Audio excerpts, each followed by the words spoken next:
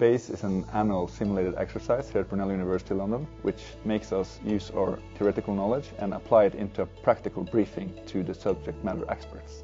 Today I presented the Russian private military companies and how they're conducting their operations in Africa, and all groups had the different subject matter, either if it was NATO, if it was the High North, if it was Latin America.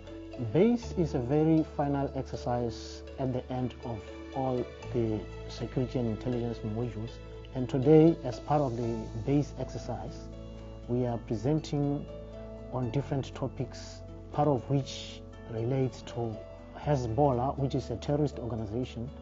We are looking at its footprints in the Latin America, and then how does that activities relate to other terrorist organizations that are around the world. This is a very important program in the sense that its skills that are imparted on the students, they help them to assimilate well with the real life problems.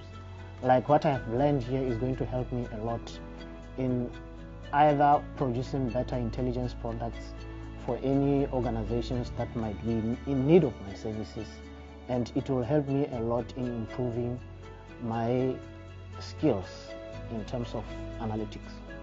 This experience is valuable for me because I can use my knowledge, both theoretical and practical, into the field of police, national security and the Norwegian Armed Forces, which I will be happy to serve when I get back. I enjoy being involved in these events at Brunel because I think the students are offered a fantastic opportunity.